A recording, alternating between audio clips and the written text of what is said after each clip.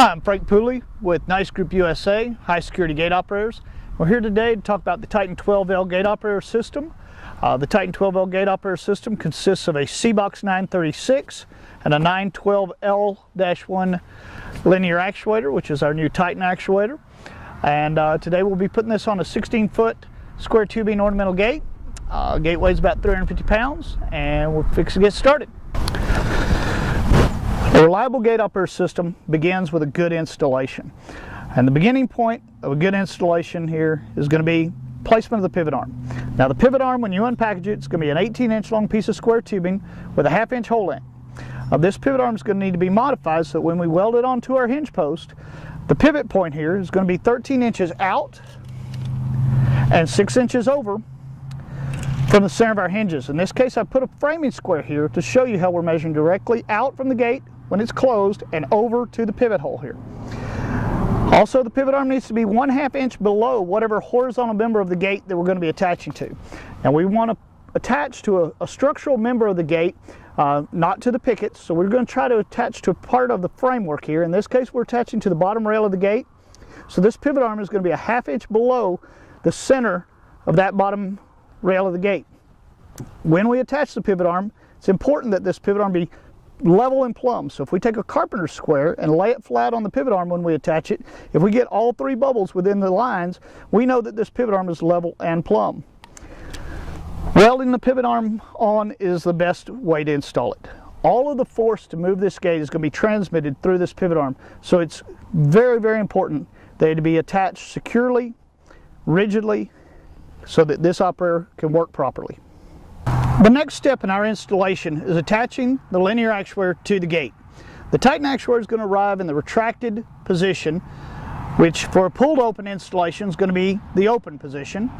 So if we swing the gate to the full open position and attach this linear actuator to the gate in that fully open position, that limit switch is going to be set for us, and we're not really going to have to adjust it. We might have to fine tune it a little bit later, but it's going to probably be set really close to where we want it. So in this situation here, we've opened the gate all the way up to where we want it. We've mounted our linear actuator, and we've attached our gate attach bracket to the gate in that position. Now because our pivot arm is level and plumb, and because we're a 1/2 inch below the center line of that structural member that we're attaching to with our pivot arm, when we mount this operator, it's going to be level. That's very important because we don't want this operator getting in a bind as it's opening and closing the gate. We should be able to remove the pin here in the open position quite easily. That tells us that that actuator lines up with that gate bracket and it's not getting in a bind. Now, once we get to this point, we can raise our mechanical release, and with the T25 Torx driver, we can remove the screws and remove this top cover to show us our limit assembly here. The limit assembly is set for a very short stroke of travel out of the box. And we could hook the unit up and run it back and forth and adjust this limit to close the gate all the way where we want it. But an easier way and a faster way is simply to disengage the mechanical release and then swing the gate to the fully closed position, and this limit switch will self-adjust for us as we swing this gate fully closed. So as we swing it closed, it's going to hit the closed limit, but we're going to continue manually pushing it, and it's going to self-adjust that limit switch. And when we get the gate to the fully closed position, we don't want to push the gate any further than we want it. Stop it right there. There's our fully closed position.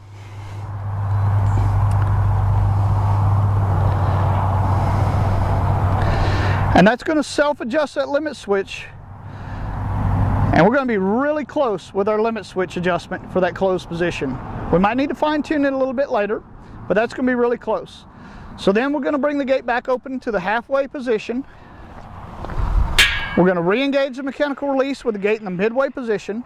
I like to go ahead and re-engage it here in the midway position and do my connections to my operator, to my board, so that if I make a mistake when I do my wiring, if it's going the wrong direction or I've overlooked something, the gate is able to travel either direction without giving me any problems. And so I'm always going to put my operator back in the midway position, and so then whenever I hook it up to the board, I can continue with my installation.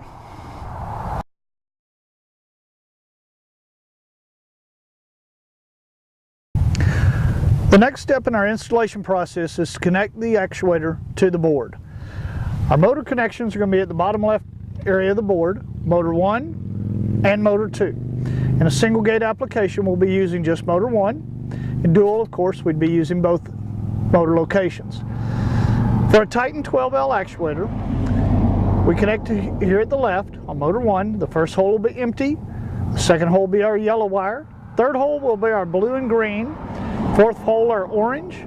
Fifth hole our white. Then our black on the left, our red motor wire on the right. And this is for a pull to open installation. Refer to your instruction manual exactly how to wire the unit depending on if it's a pull to open or push to open installation. For push to open, the orange and white wires and the red and black wires will be reversed. If this were a dual unit, our motor 2 would wire exactly like our motor 1 connections.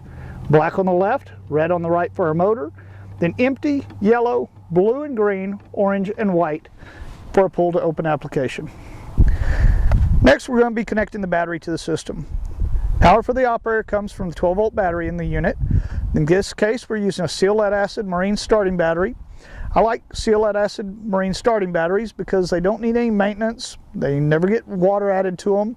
They don't off-gas and corrode the box. Just a really good choice for the system.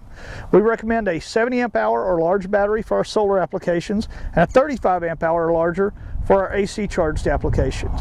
In this case, we're going to be doing a solar application. Our battery connection is at the lower right area of the board there.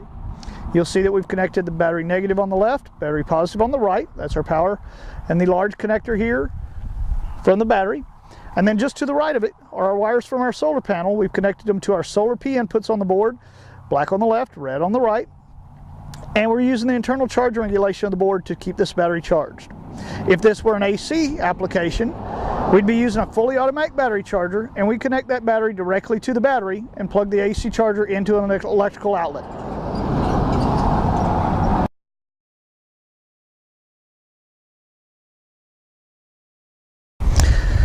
The TITAN12L gate operator is a UL 325 compliant machine, and one of the things that is required on all UL machines is that there be at least one monitored safety device connected to protect against pedestrian entrapment.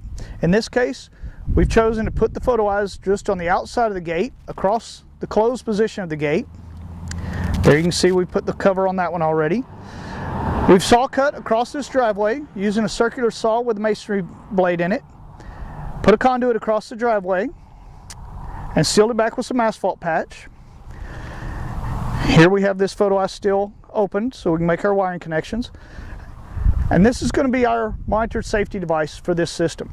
Keep in mind, in a lot of swing gate applications, the opening position, if the gate opens against a fence or a wall as it opens, that is a major point of entrapment as well, and you put photo eyes there in addition to one maybe across the driveway.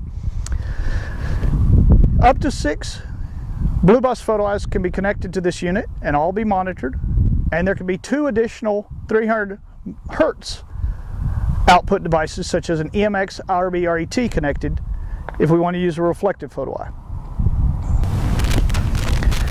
When we connect power to the board, we're going to get a chasing cursor, then the firmware version of the board displayed, and then the board will search the blue bus input to look for the monitored safety input. This is a UL 325 compliant gate operator.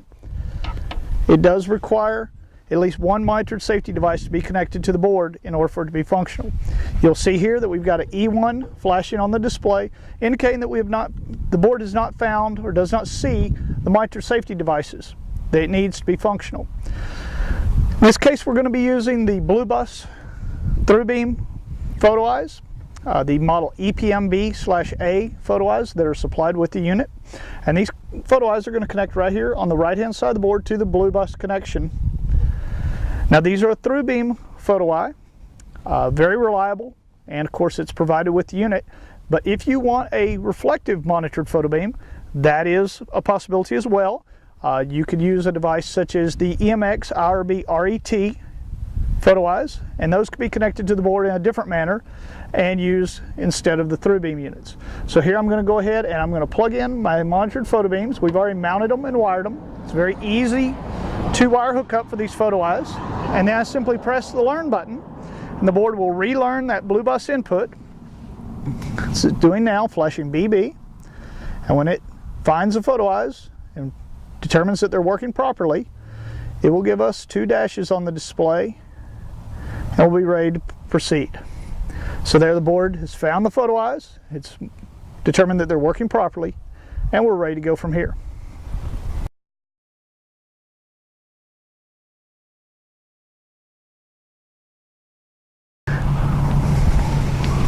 Now on the circuit board, after powering the board up, we should have LR blinking on the board. If we don't, we can press and hold reset until FD is displayed on the board. When FD is displayed, that means we've done a factory default.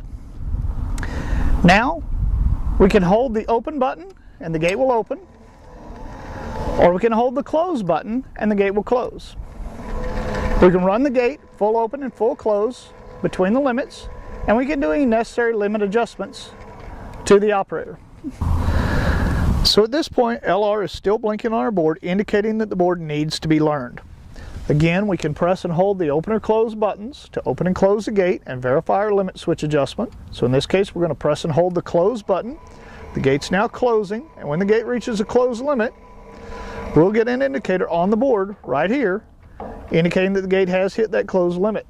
And as we open the gate, that indicator will go out, and when the gate reaches the fully open position, we'll get an indicator above the orange wire indicating that the gate operator has hit the open limit switch. Again, the operator needs to have the limits adjusted properly to do the learning process. There's our light above our orange wire indicating the open limit. Now again, these limits don't have to be perfect, but they do need to be close. The operator must be able to reach both the open and close positions to do the learning process. So we're going to move the gate back halfway now. The operator can actually begin the learning process from any position, but I like to do it from the midway position. LR is still blinking, so we're going to press and hold the learn button until LR becomes solid. It takes about 4 or 5 seconds before LR becomes solid. LR is now solid. We're going to press OK. When we press OK, the operator is going to begin the learning process. The first thing it's going to do is a short opening cycle in looking for how many motors and what type of motors are connected to the board. Now, of course, if this were a dual installation, we'd want to adjust our limit switches on our 2 motors individually and then have them both plugged into the board to begin the learning process so that the operator would learn that it's a dual system. In this case, this is just a single gate unit, and so we've got the one operator connected to the motor one side of the board. We're in the learn mode. LR is solid. The gate is in the midway position, and we're going to press OK and begin the learning process. So there I pressed OK. It's going to do a short opening cycle looking for how many motors are connected to this board. Now it's doing a full closing cycle looking for that closed limit switch. So it's going to close the gate all the way. When it finds the limit switch, it's going to stop on the limit switch. The indicator on the board, of course, will come on, and the gate operator is going to stop in the closed position. And you see there we've got that closed limit adjusted really nicely. Again, it doesn't have to be perfect. Now the gate's going to open. It's doing this all on its own. It's running half speed. Now the operator is looking for the open limit adjustment, or the open limit switch rather. And when the gate gets fully open, it's going to stop on the limit switch. Again, the limit indicator light will come on the board indicating that it's hit that limit switch. It's doing all of this at half speed. The reason that it learns at half speed is in case something isn't right, you can catch the gate and stop it before it crashes. There's our open limit right there. Gate's in the full open position where I want it.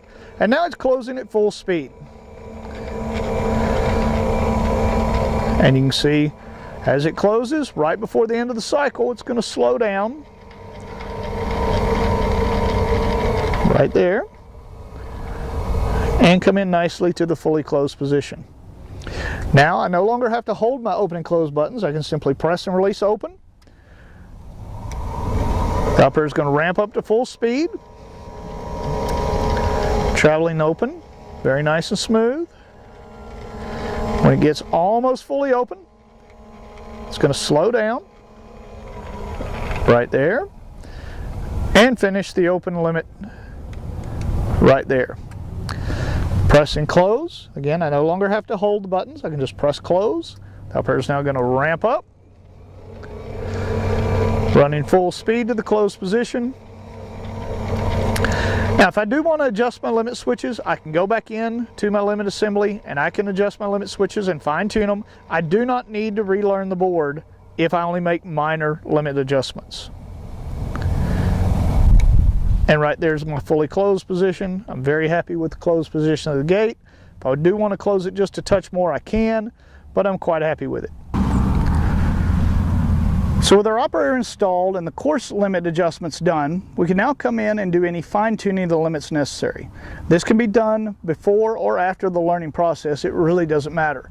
The main thing is that during the learning process, the limits are at least close and get the gate to open and close about where we need it, but they don't have to be perfect. So after it's adjusted and after it's learned in the course adjustments, then if we need to come in and do any fine adjustments, we're going to remove this small cover here, exposing the two limit adjustment knobs. In here we have a white cam for the retracted position and a blue cam for the extended position of this actuator. By turning these fine-tuning adjustment knobs, we can adjust these cams and adjust how far the gate opens and closes precisely. After the limit adjustments have been made, replace the adjustment cover. Of course, put your cover back on the unit by raising the mechanical release. Tighten down with the two T25 Torx head screws and lock the cover back into place.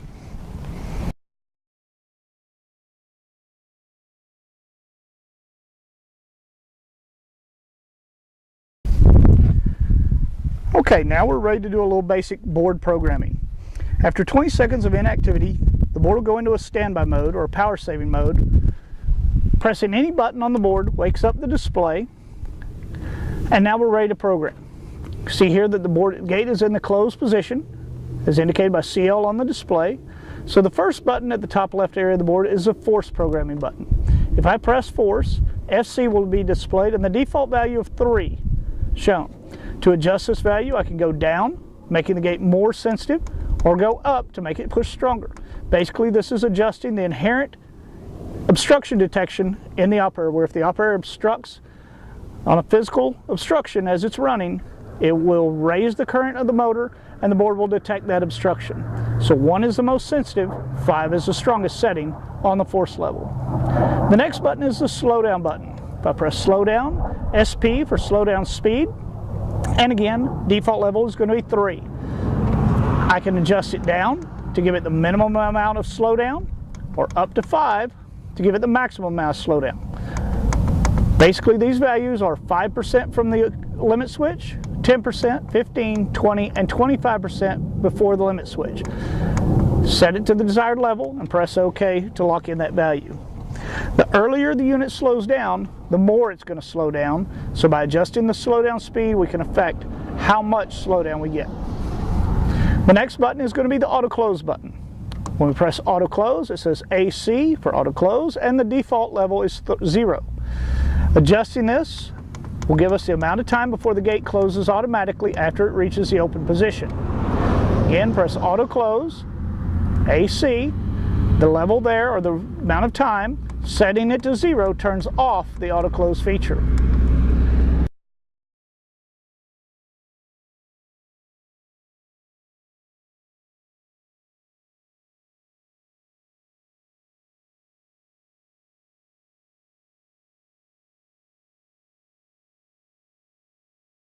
Okay, back to more board programming. Again, the board has gone into standby mode. Pressing any button wakes the board up.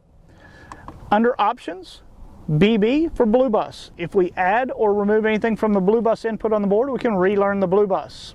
Just press OK, and it will rescan the blue bus input and see if anything's changed to make sure our monitored safety devices are still connected properly and working properly. If it finds a problem there, you will have to relearn the blue bus input by pressing the Learn button. Here it's found everything to be working on the blue bus input and it's ready to go. So again, options, blue bus, BP for biparting. In a dual gate application, we can dial in up to 5 seconds of delay between the two gates, where it opens motor 1 first, then after the delay opens motor 2, then on closing, closes motor 2, after the delay closes motor 1. Again, only used for dual gate applications. The next one is RA for run alarm. The run alarm, there's an output on the right side of the board, lower right area, where we can hook up a siren or strobe, and turning the run alarm, waited just a moment too long there and it exited out.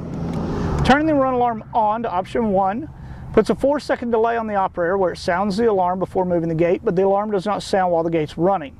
Say to option number 2, puts the alarm on for 4 seconds before moving the gate, as well as sounding the alarm the entire time the gate is running.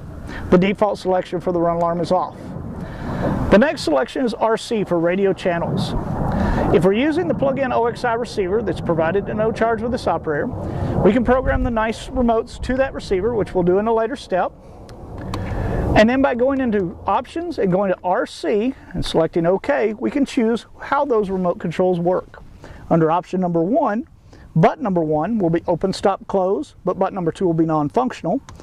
Under option number 2, button 1 would be non-functional, button number 2 would be open, stop, close. So this would be nice if we have 2 gates installed in close proximity to one another, where we could have one gate set to option number 1, where button number 1 activated that gate, and the other gate to button number 2, option 2, so that button number 2 worked it. This way we could run each gate independently with one remote control. Option number 3, under radio channels, option number 3 gives us the ability to open, stop, close the gate with button number 1, but lock the gate in the fully open position with button number 2. It's a really neat feature where we can lock the gate open, but still no higher current consumption. The board will still go into standby, but we can lock the gate open if we're expecting company or having a party or something. So now options. Blue bus, biparting, run alarm, radio channels. The next one is the standby mode. By default, the standby is turned on, which is recommended. This is where the board goes into a low power state after 20 seconds. If for some reason you desire to turn the standby mode off, you can. However, I do recommend leaving it on, especially for your solar applications where it conserves power. The next selection is SC for gate synchronization. Again, this is only for dual gate applications. This is where it would try to synchronize the 2 gates. If we turn this feature on, it would try to synchronize the 2 gates so that they reach the fully open and fully closed positions at the same time. Now when we use this feature, we always want our fastest motor to be connected to motor 1. It's going to try to slow that motor 1 output down to match the runtime of motor number 2. Again, the default for this is off. The next one is SL for solenoid lock. Again, on the lower right side of the board, just below the alarm output, there's an output for a solenoid lock. If we have a solenoid lock, we can turn that lock output on by selecting option number 1 here.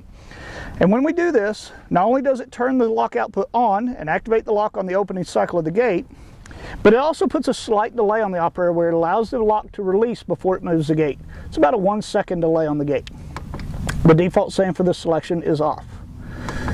The next 2 selections are P1 and P2. P1 is for input 1, P2, input 2. This is how we can change 2 inputs on the board so that we can use those inputs for a 300 Hertz pulse input to be monitored. So if we're not wanting to use the blue bus photo eyes that came with the unit, we could actually use input number 2, which is right here, or input number 1, which is right here. That center terminal, that center terminal right there. We could change the functionality of these inputs. By default, these inputs are step-by-step inputs, but we can change them. So again, to change those inputs, we go Options, go down to P1, which would change the input on the left side of the board, the lower left, or P2, which would change the input here at the top left. By default, both of those are defaulted to 0, which is open, stop, close. Changing it to a number 1 makes that input a pulse safety input. Changing it to 2 makes it a pulse entrapment input. So if we select 1 or 2 for either of these inputs, the board does have to see a 300 Hertz pulse on that input to be functional, and that can be used in place of or in conjunction with your blue bus photo eyes for monitoring, for monitored safety device. Again, the default level for both P1 and P2 are both 0. P1, 0, P2, 0. That means that those inputs will be step by step, and we can hook up a radio receiver or a keypad or some device like that that would be used to open, stop, and close the gate. And that is the programming of the 936 board.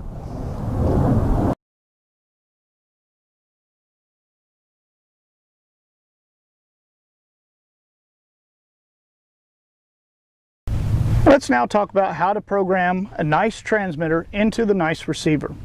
The easiest and fastest method for programming the Nice transmitters into the OXI receiver is to, on the right hand side of the receiver, there's a button here right above the light. Press and hold that button until the green light on the receiver comes on solid, right there. With the green light on solid, then press and hold either button of the transmitter, it does not matter which, until the green light goes out. When the green light goes out, release. The green light will flash 3 times on the receiver, indicating that this process was successful. The green light will then come back on solid, as it is now. And again, press and hold either button on the transmitter until that green light goes out. Release. 3 blinks will indicate that the process was successful. Continue doing that with all your transmitters until you're done. You can always come back and add more transmitters later if necessary, and then wait until the receiver light turns out, indicating that the programming process is complete. Once programming is complete, we can then test our transmitters. Now, earlier in programming, we went into options and we went into RC, and again we can select option number 1 if button number 1 is going to be open, stop, close, button 2 non-functional. Option 2 if we want button 1 non-functional, button 2 open, stop, close. Or in this case, I'm going to say to option number 3, where button number 1 is going to be open, stop, close, and button number 2 is going to lock the gate in the fully open position. So now, if I press button number 1, you'll see that the gate begins opening. Pressing button number 1 again, the gate will stop. Pressing button number 1 again, the gate will close.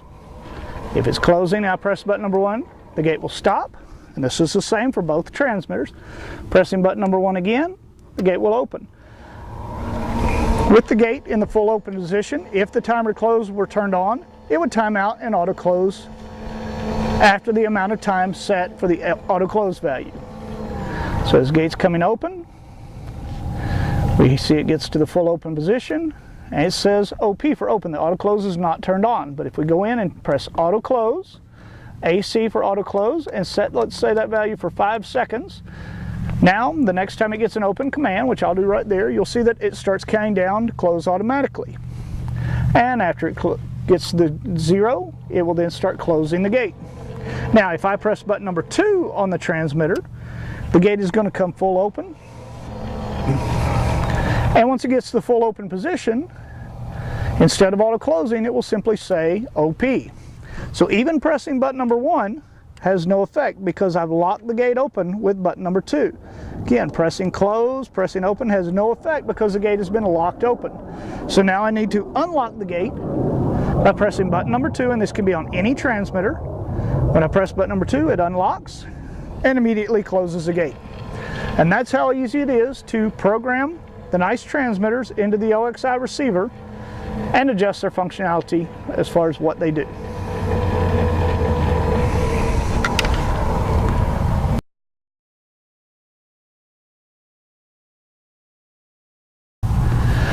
So let's talk about accessories for a moment. Let's say that we want to hook up an external radio receiver for this unit. We decide we're not going to use the OXI receiver, or maybe we want to use multicode or digicode transmitters in addition to the OXI receiver. We need a radio receiver that will work 12 volt, obviously. And like any accessory, a radio receiver is going to be a 4-wire hookup. We're going to need 1 wire for power positive, 1 wire for our ground, and then our other 2 wires are going to be our relay common and normally open. So we're going to use one of our 3-terminal connectors. In this case, we're using the one here at the top left corner of the board, and we're going to connect these wires so that our red wire will be connected to the 12V terminal. The gray wire, which in this case is our normally open, will be connected to the input, the middle terminal, and then our ground and our common of our relay, which is the other gray wire, will be connected to the ground terminal. And then all we have to do is plug this radio receiver in here. Now we're powered up. We've got our relay connected. All we have to do is cut our transmitters to the receiver, mount it, and connect an antenna coax over to the antenna connector on the side of the box and connect our antenna on the outside, and we're ready to go. So that's simple to connect a digicode, multicode receiver, or any other brand of receiver for that matter. It's always going to be a 4-wire hookup. Basically the same applies to any other accessory you're going to be hooking up, whether it be an exit sensor, a loop detector, a photo eye, a non-monitored photo eye that is, a hardwired keypad, or whatever. In this case, we've got this MFM exit sensor here. It's connected to a 100-foot exit sensor buried down the driveway. Here's our wires from that sensor in the ground. Of course, that sensor is always put in conduit to protect it physically from gophers or anything chewing into the wires. And then we need power and ground for this device. And then we need our normally open and common connections to the board for activation. So in this case, we've got our red and green wires connected right over here on the left side of the board to 12V and ground. That's for power. And then we've got our common and normally open connections over here to exit and ground. You see we've also tapped wires going over to a hardwired keypad off of the exit sensor. We're picking up power off the exit sensor and combine our relay contacts over to a hardwired keypad. That's why those wires are all doubled up there. So it's that easy to connect any accessory to this system, whatever it might be.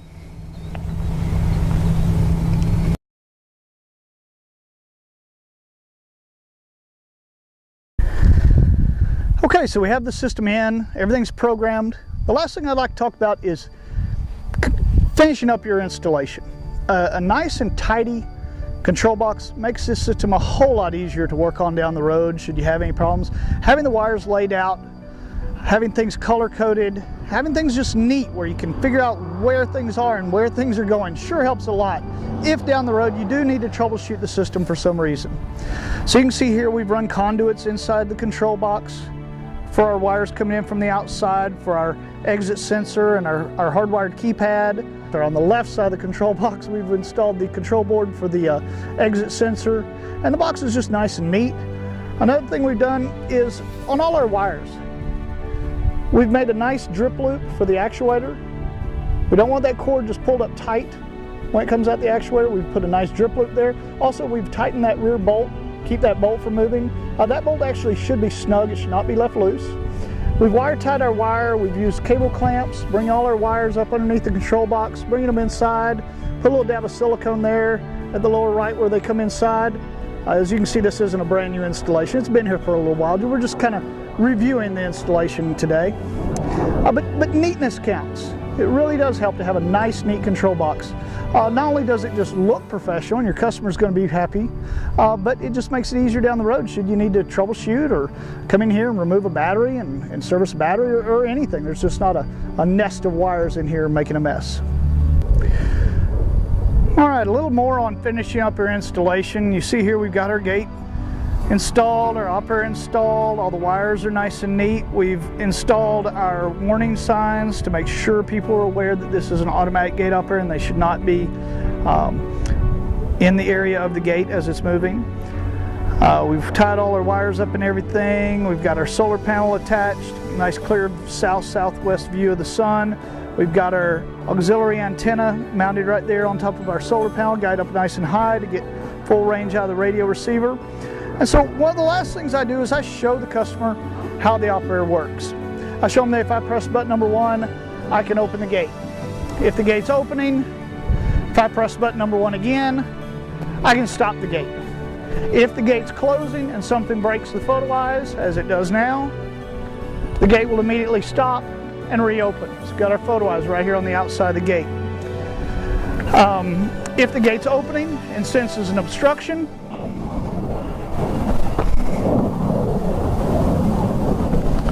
it will sense that obstruction and stop and back up. If it senses an obstruction 2 times in a row, it will then go into hard shutdown. We need to show them on the board how to press the reset button. If there's a hard shutdown occurrence, that the gate operator will not work again until they reset the hard shutdown. So that's an inherent safety mechanism in the operator that's required by UL 325, the hard shutdown. Remember, if it senses 2 obstructions in a row before fully opening and closing, it will then go into hard shutdown. It will need to be reset on the board, or an external button could have connected to the reset input on the left side of the board. Show them how the remotes work. How if you hit button number 1, we can open the gate, we can stop the gate, we can close it. Show them the timer to close. Once the gate's open, the amount of time that the gate's going to wait before it starts closing. Again, on this unit, we've got an exit sensor and the photo eyes, so it's pretty safe. It'd be a good idea to have another safety sensor on the inside of the property if we're using the auto close, but at least we have the one just on the outside of the gates there. Remember that on button number 2 for our remotes, we set that. So if we press button number 2, it's going to open the gate fully and lock the gate in the full open position. So here I've set button number 2. Show them that when they press button number 2, the gate's going to open all the way and lock in the open position. I've just done that. I've pressed button number 2, the gate's coming fully open. And remember that when the gate's locked open, button number 1 has no function. Okay, so in this case, the gate is fully open. If I press button number 1, it will not close the gate. For some people, that tends to be a little bit confusing to them. They don't remember that they've locked the gate open. If the customer ever has an issue where the gate won't close, the gate won't work, it's open and we can't close it, tell them, hit button number 2, and that'll immediately unlock that gate and it will close. So make sure you educate your customer on how this system is going to work, and that'll make them have a more pleasant experience with their new gate operator.